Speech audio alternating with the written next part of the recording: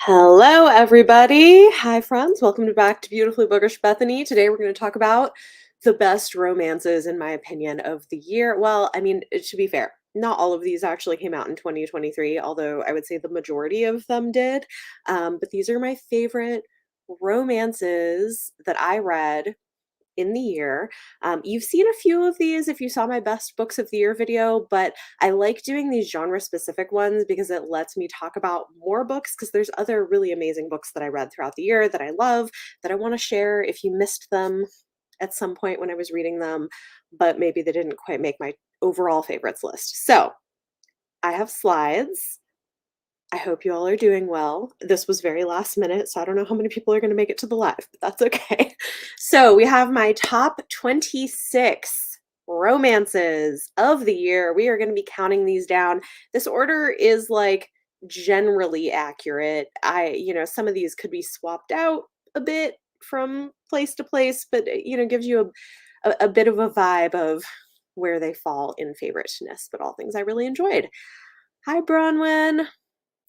Hi, Angelari. Hey, small channel. Yes, hello.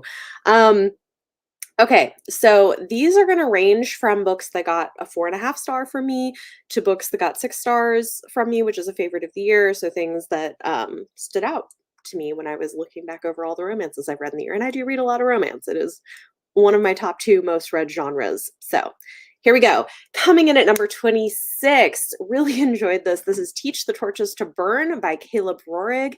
It is a Romeo and Juliet remix but make it gay and make Juliet ace. I thought this was really great. I liked the way that it played with the original source material. I liked the romance element of it. I thought it was great. I like this whole series of YA remixed classics in general, and this was for me at least, like one of the better ones that came out this year. So number 26, Teach the Torches to Burn. Really liked this. And I like how it changes. Like it doesn't end exactly the same, but I think it's smart the way it does it. It's great. Coming in at number 25 was a TikTok favorite. This is The Very Secret Society of Irregular Witches by Sangyo Mandana. I loved this. It's a cozy fantasy romance about a witch who ends up taking a job trying to help these young witches learn to control their powers, and she ends up falling for one of their grumpy caregivers. And it was really sweet and cute, and I enjoyed it, and I will definitely read more. Uh, yeah. So I would say that Juliet is not the main character. She is a significant side character, though. So Juliet is, but she's still there. So Romeo falls for the younger brother of a character from the original. But yeah, it is really good. So definitely go check it out. All right. Number 24, Cruel Seduction by Katie Robert. This is messy and very sexy in the best possible way. So this is, I don't know, book sit 5? 4? I don't remember exactly the number it falls, but it's part of the Dark Olympus series. And this is like a slightly speculative, very steamy modern take on Greek mythology, sort of. And this, this book has a poly knot that is super messy. So you have Aphrodite and Hephaestus in a political arranged marriage, and they kind of hate each other, sort of. And then Pandora and Adonis, and all four of them are kind of like connected in a variety of ways. So I liked this one. It was one of the ones that really worked for me in the series. I think she did a really good job. One thing with poly romances is sometimes I feel like they don't give enough time or space to really feel like all of the relationships are well developed and like you actually want the different relationships to work. And I feel like she kind of nailed it with this. I think she did a good job. Yay, awesome. I hope you enjoy it. Cool. So that's 24. Number 23 was a surprise. This is Christmas Polar Bear by Kestra Pingree. It's surprisingly really great and really sweet. I feel like you can get really hit or miss when you have this sort of a paranormal shifter romance with an alpha male, but this is I think done really well. You have a plus size female main character who's very strong in her own right. I feel like the relationship in this is more of a partnership and feels relatively equal. I really loved it. And it's around the holidays. It's cozy, it's heartfelt. There's growth arcs for the characters and it deals with grief. I didn't expect so much from a book named Christmas Polar Bear. That it would be something I would end up liking so much. But this was really good. The shout out to Beth who convinced me and Izzy to read this for um, patron bonus content for the podcast because we had needed to get to it for a while, and I think it's really good. Also, the author is queer and non-binary, which I think is cool, and they write a variety of paranormal romances. So if you want to go check them out, I would recommend. Coming in at number 22 is Fourth Wing by Rebecca Yarros. Now, what's interesting about this is that this is pretty low on my romance scale, even though this made my favorites of the year list overall just because I had so much fun reading it. But I didn't love the romance part of it as much. Like I liked the romance in it, but that was just one element of the popcorn read thing. So I don't know, when I was making this list, I felt like it didn't really fit as high up as some of the other ones, which was interesting. Because for me, it was just like fun and silly, and I wasn't that invested in the romance, but I think some people were. But it's still on here because I think it is a fantasy romance, so I feel like this is the place to put it. It's not on my fantasy list. Maybe I could have put it on there. Um, but this has been a controversial book for sure. It's your vibe or it's not, which is fine. Number 21 is Kiss Her Once for Me by Alison Cochrane. I really loved this. It's a sapphic holiday romance that's got a great setup. I was like dying over the setup for this one. So this one is kind of fun because there's okay, so like the this character had sort of like a whirlwind one night stand type romance with somebody, and then we don't know exactly what happened, but it kind of broke off, and now her life is falling to pieces, and this guy who she knows through work sort of asks her to pretend to be his fiance and go home with him for the holidays, because of reasons. So she agrees and goes because he's going to pay her money. It has to do with his inheritance. But when he gets there, it turns out his sister is this mystery woman that she had this whirlwind romance with these years ago, and it's great. It's dramatic, but I loved it. I was just such a fan of this one. It was such a great romance. I think this would make a really, really fantastic movie. I wish Netflix would pick this up and do it as a holiday film. I think it would be awesome.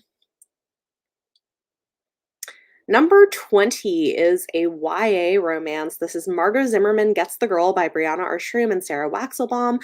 I love this for a lot of reasons. I feel like this is really good, like kind of queer sex ed 101 and like consent 101 for teenagers, plus being this kind of like fun rom-com with between a autistic girl who is very high performing in academics, who realizes that she's queer and wants to like figure out how to do it, and so she trades school like history tutoring lessons with this bi girl who's out for lessons in how to be queer, and then they end up falling for each other. But I just really loved a lot of what this had to say about how queerness doesn't look like any one thing, and like the importance of consent and all. I just thought this was great. It was really, really good, especially for the target audience.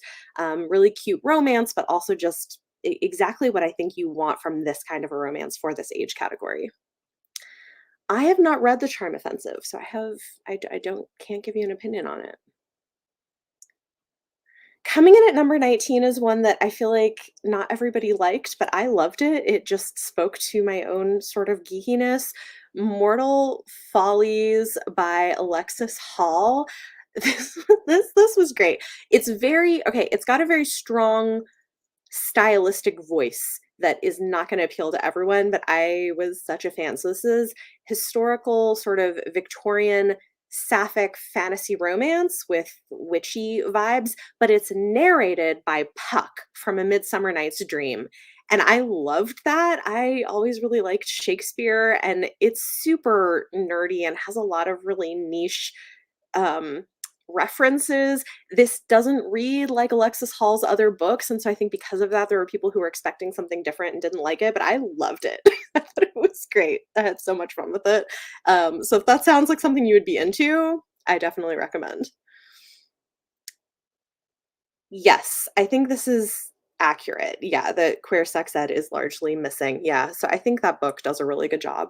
And it's just a cute little, YA romance too. All right. Number 18 is The Half Orc's Maiden Bride by Ruby Dixon. This is like at once kind of out there, but also really sweet and cozy. So this follows a human woman whose dad sort of like decides to marry her off to this half orc, and he's her dad is horrible. She's this tall plus size woman who thinks that she's like a spinster and she thinks no one will want her, and the orc is like super into her, and the orcs have these really interesting wedding ceremonies. So like it's a little out there in terms of the steamy elements, but it's also surprisingly really sweet in the half orc hero really cares about her consent and wants to make sure she understands what's going on, and like I don't know, it was great. It was really fun. I really liked it. Yes, campy and weirdly cute. Yes, exactly. I don't know, I really enjoyed it too. I feel like the premise is weird in some ways, but it was adorable. So, it's on here. Number 17 is For the Love of April French by Penny Ames. I read this for the Read It or Unhaul video I did where I read all LGBT romances that I had been sent over the years that had been sitting on my shelves. And this was one of my favorites that I read for that project. It was really good. It's it's the kind of thing that I wasn't sure how I was going to feel about it, but I ended up um really, really loving the romance and rooting for the relationship between these two people. So this follows a trans woman who meets a guy at a kink club. So like it's like outside of what my comfort zone normally is, I think, in this kind of book, but it's so focused on their emotional relationship and the way that they're both working through hurt and trauma from their past and like finding a way to be together in a healthy way and like have good boundaries. And I don't know, I really loved this. It's the way that it's set up is a little unusual in terms of the way it does perspectives and the progression of time, but I just thought it really worked, and I think it's a very impressive debut novel. I hope we get more from this author in the future, and the author is also a trans woman, which is cool. Not something we get a ton of. It's heavier though. It has some, like, heavier themes, so check content warnings if you need them. I think I have some of them in my Goodreads review. Number 16. This was so fun. The Undertaking of Heart and Mercy by Megan Bannon. I read this because of my patrons. They picked it as a book for me to do a reading vlog, and I loved it. So this is a You've Got Mail retelling, but in a world with zombies, between an undertaker and I don't remember what he's called exactly, but he sort of goes out and manages zombies. It's just great. I feel like it does a good job of balancing drawing directly on the source material in a couple cases, even using specific lines from the movie, but then also really being its own thing and expanding it in ways that really work. So I was a fan of this. She's got another book coming out this year that I really want to read. That's a retelling of When Harry Met Sally, set in the same world. And I really want to read that one too, because this was delightful and really cozy and charming, a little steamy as well, but a slow burn. Have never seen You've Got Mail. See, okay, my mom loved You've Got Mail, so I have seen it. I mean, I like it too, but it was one of her favorites, so I've seen it many times over the years. It's good. I think it's a pretty good movie. It holds up pretty well. Okay, number 15, I read for a book club. This is Annie on My Mind by Nancy Garden. This is the first sapphic YA romance that was ever published, and the first one with a happy ending. And I was surprised at how well it held up and how much it still hits today. I really liked it, and it's in some ways a coming of age story and a character recognizing her queerness and falling in love for the first time and dealing with some outside forces that are pushing back against that. I thought this was fantastic. I think it came out in the 80s. But I think it holds up really well. Oh, no. I understand as an indie bookseller, you can't get on board with You've Got Mail. Yeah, I mean, I get that because, like, the indie bookstore closes down and it's sort of tragic. And there are actually tons of indie bookstores in New York, so, like, it's not the case as everyone was afraid in at the time that the big box stores took over. But to be fair, in this case, I think they improve upon the premise, like the capitalism issues that you would have with You've Got Mail. They get fixed and are commented on really smartly in The Undertaking of Heart and Mercy, so I recommend that actually because I think it's also critiquing some of those things you might not like. I don't hear as many people talking about that, but it's definitely one of the things it's doing. Alright. Number 14 is another YA romance. This is Her Good Side by Rebecca Weatherspoon. I loved this. I've enjoyed some adult romances from Rebecca Weatherspoon. This is her first YA one, and I thought it was really good. It was great for teenagers. It had like a good amount of being sex positive, but also talking about how, there's no rush if you're not ready for things. So we've got there's queer representation. We've got a plus size heroine who's black. We have an Asian hero, and it was great. It was this kind of like slow burn practice dating as friends to lovers romance, and very, very good. Yes, definitely go check it out. I feel like this didn't get as much hype as it should have, but this came out from Penguin Teen in like May, I want to say. And I thought it was great. All right. Number 13 is The Duke's Secret Cinderella by Eva Devon. Eva Devon is one of my favorite historical romance authors because I think she does a really good job of writing smart and independent heroines and heroes who are not overbearing. Like, I just, because that's a thing that really bugs me in historicals, especially because women already had so few rights that it pulls me out of it. So I like Eva Devon in the way that she approaches her historicals. This one was really great. So this one's, of course, inspired by Cinderella, except in this case, instead of an evil stepmother, you have an evil stepfather, and she's actually best friends with her stepsister. I said, okay, I like put some of my review in here because it's been a while since I read this one. I said it reminds me a little bit of the film Ever After, and it was really great. So the main character Charlotte has been kept as a servant in her mother's house on the charity of her truly awful stepfather, but he has gotten one of the other servants locked up in a debtor's prison. So she goes out dressed as a lady to sell the last jewel from her mother to save him, and then runs into a duke and accidentally hits him with a brick, and things kind of go from there. So it's more reminiscent of Ever After.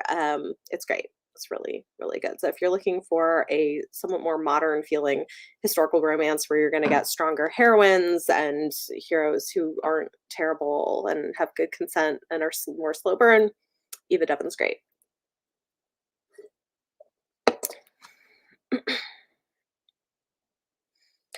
Number 12 is another historical. This is My Rogue to Ruin by Erica Ridley. I really enjoy this series. This is the Wild Winchester series. They follow this family who sort of adopted each other, very kind of diverse members of the family. Some of them are people of color. The main character in this one is disabled. And I just like the way that Erica Ridley does that. We also have characters who are queer in some of the books in the series. This one was really fun. It's kind of like a rompy adventure type thing, and like they end up together because the story is so complicated, but basically they end up it, he's being forced to work making forgeries, and she's trying to infiltrate the forging to stop it, but then they meet and they end up falling for each other. It's great. It's a lot of fun. Add Secret Cinderella to the TBR. Yes. I love it. This is like what I love about this is like getting things on people's radar that they might not have heard of. Because I feel like I feel like I don't read as many of the really big romances. I'm a little niche in my taste, but there's some really good ones. Oh, yeah. I mean, the covers have changed a lot over the time. I will say, apparently the mass market paperbacks are still doing the people covers supposedly, but it's all a marketing thing, but the whole series is really good. All right. Number 11 is another queer historical romance. This is The Secret Lives of Country Gentlemen by KJ Charles. This was really fun. It's a rom-com, and so it follows this guy who has had some anonymous hookups with somebody, and then they broke it off because he had to like go do something. So he'd been estranged from his dad. His dad has died and has left him this baronetcy out in the countryside. So he goes to claim the baronetcy and then discovers that the area he's in, a lot of it is run by these smugglers. And he gets into trouble with the smugglers and then has to meet with the head of the smuggling family, who turns out to be, of course, none other than his anonymous hookup. It's great. It's really fun. Like, danger happens, and I really enjoyed this. I didn't love the second book in the series as much. So the book 2 came out this year as well, but I still liked it, but this one was excellent. A lot of fun. Number 10. It's funny, I have 2 Julia Quinn books on my worst books of the year list, but I also have one of her books on my favorite romances of the year. So It's in His Kiss has been maybe my favorite book in the Bridgerton series that I've read so far. This is Hyacinth's story. She's the youngest daughter, and this was so fun, like very rompy. She is headstrong and determined to get what she wants, and I kind of love that in a heroine. She's bold and smart and like intimidates most of the men and isn't afraid of doing that. And then if you've seen the show, she ends up with the grandson of Lady Danbury. And it's great, like their connection. And they end up spending time together because they're sneaking into this house trying to search for these supposed missing diamonds that were hidden somewhere. And so there's like escapades, and it's great. This was really fun. So I would say my favorite book of the Bridgerton series. They're very hit and miss. Some of them are not great, but I really enjoyed this one.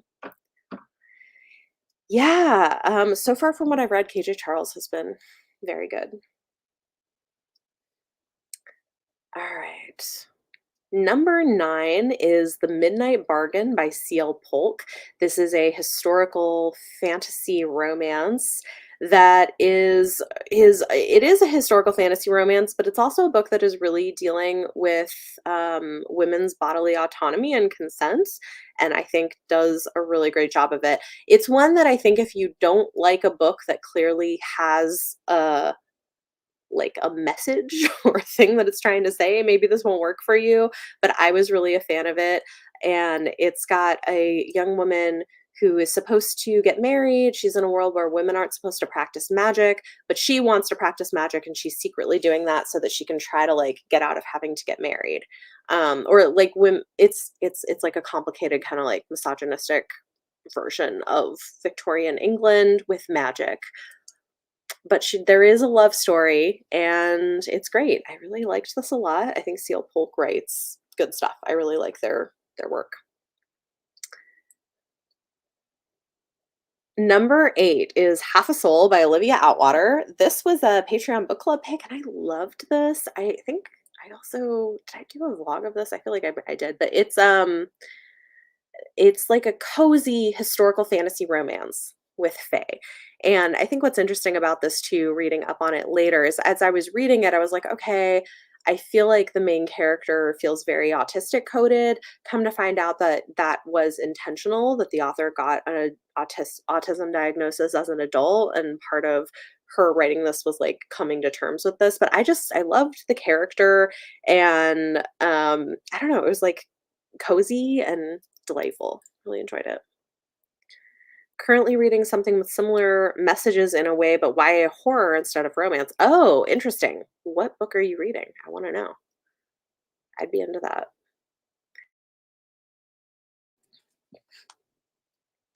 All right. Number 7 is The Alchemy of Moonlight by David Ferraro. This was so good. So this is a queer YA paranormal retelling of The Mysteries of Udolpho, which is an old gothic romance. I think it's such a good retelling. I've talked about this book a lot. I know a lot of people haven't read The Mysteries of Udolpho, but if you've read it, the way it retells it is so good. And even if you haven't read it, I think this just makes for a really good kind of gothic paranormal romance with a messy queer love triangle. It's great. Oh! Oh my god, okay. The Spirit Bears Its Teeth is so good. I just finished reading it a few days ago, and it is the first book that's going on my favorites list of the year. So, yes, it does have similar messages, and it's great. It's intense. I love his writing. It's really good. But yeah, this one I feel like I haven't seen anyone else talk about, but I thought this was so great. If you like gothic romance, oh, it's really good.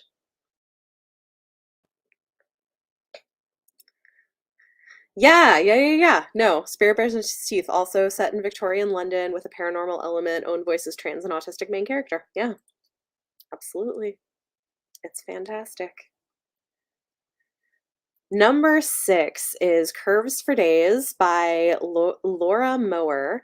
This is a contemporary romance that I was such a fan of. It's got a plus size hero and heroine. It's a small town romance. And this one is one of the most romantic books that I've read. I feel like it focuses, like, there are some semi steamy scenes, I guess, but like I feel like even then, it's so much more focused on the emotional connection between the characters and the development of their relationship and them getting past some of their baggage from the past. It's very body positive in the way that it talks about things. I really really loved this. It's got a heroine who wins the lottery and changes her name and moves to a small town where no one knows her and is trying to like secretly do good things for people, and she ends up falling for the grumpy contractor that she hires to help her fix up her house. It's great. Number 5, and we're now getting into some of the books that got favorite of the year status overall. But Part of Your World by Abby Jimenez. I really loved this a lot. It is a slow burn contemporary romance that is people from very different worlds. We've got a heroine from a very wealthy family who is an ER doctor, and she is coming out of an emotionally abusive relationship. And then we have a hero who runs an inn in a small town. And it's, like, they're not perfect people. They have a lot to work through and their communication needs a lot of work.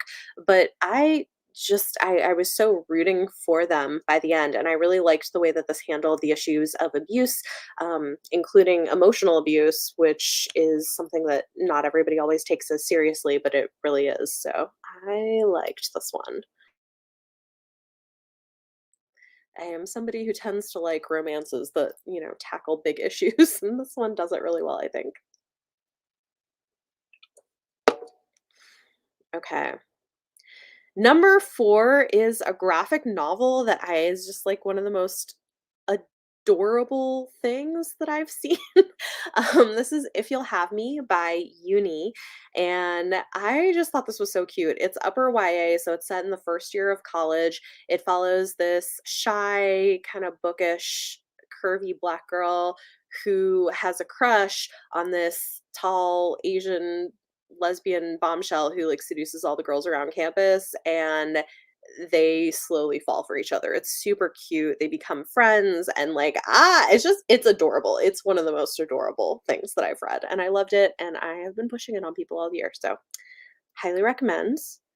Um Oh, cool. My partner is plus size while you're thin, so I go to my way to read romance with fat characters and recommend them to her. I love that. Oh, that's great. Yeah, I think that one is a really good one, so recommend.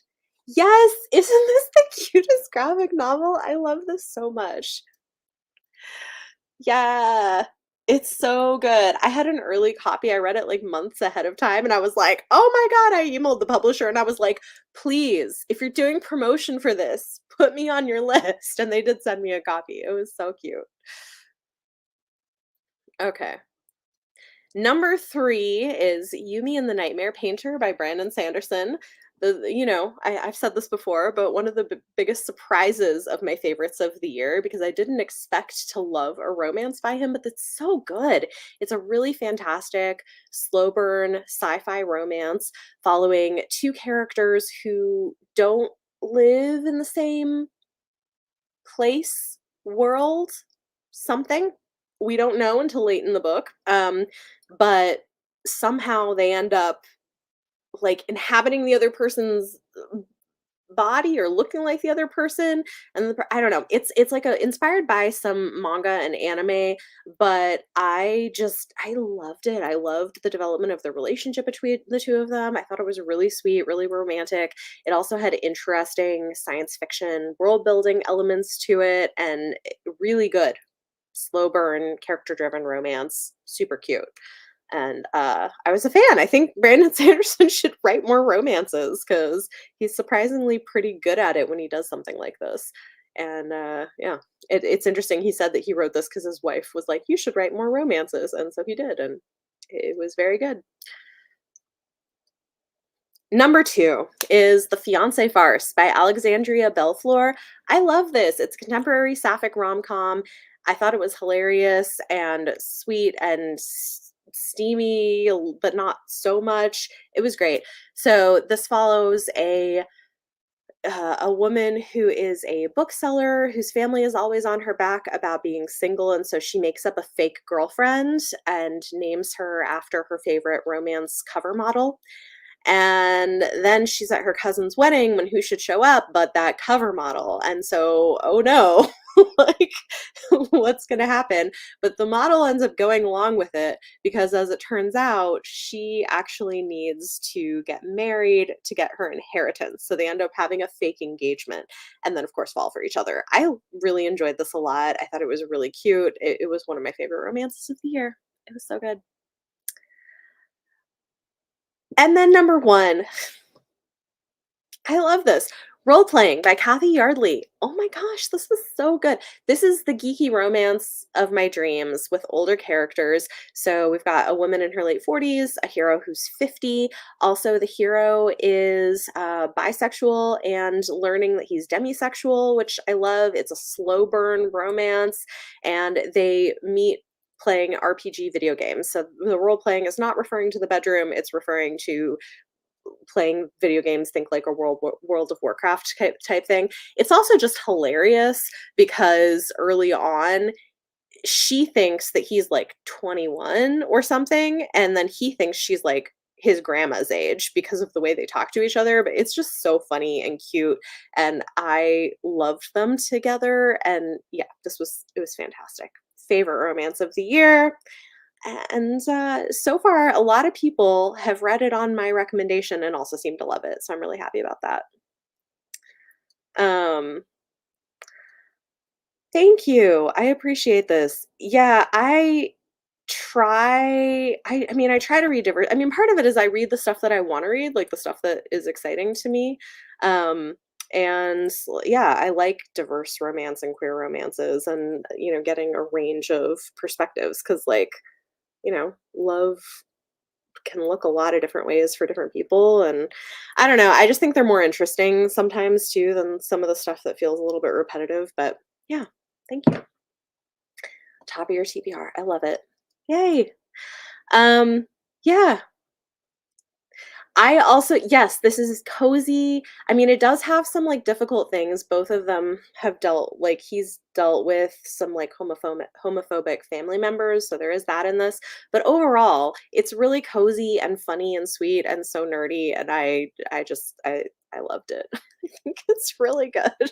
So, yeah, I like seeing older characters in romance too. It's nice that we're getting a little bit more of that sometimes. Because why not? Like, everybody can find love.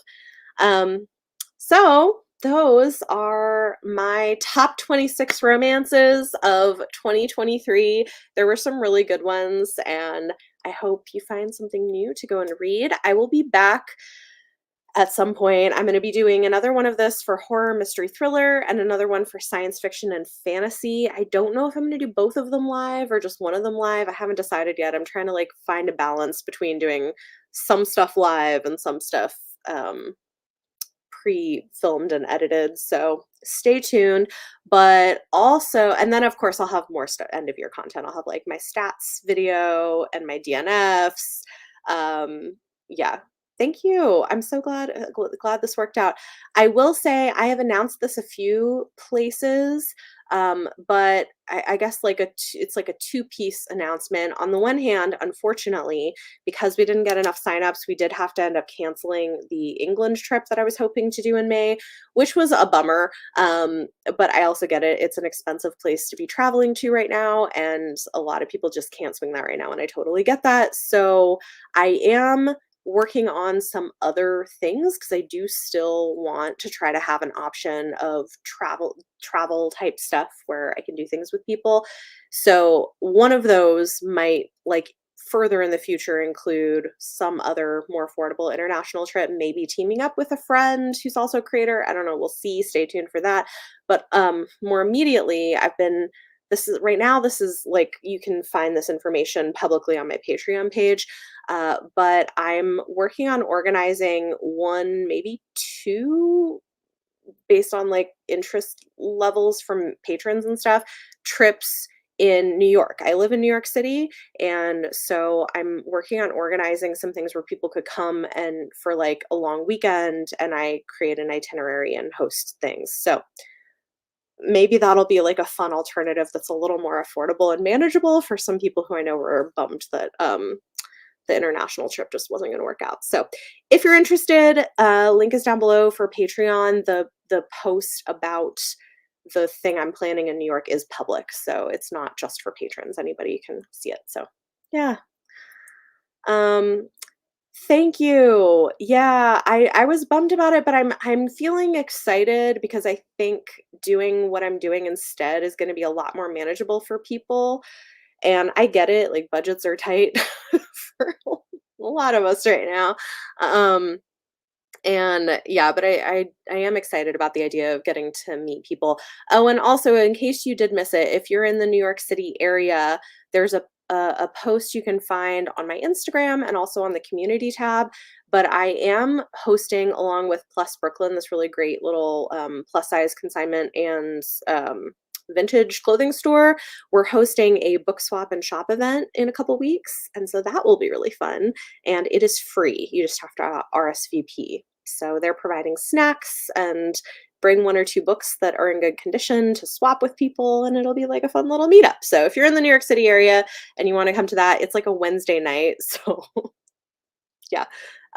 So I am hoping to like do more things where I can meet people in person and provide some of that stuff. So yes, I'm excited about it. I think it'll be really fun. So they were willing to collaborate with me, and I think they're a great business. So it's cool because people can support the business, and we can have like some bookish fun for an evening. So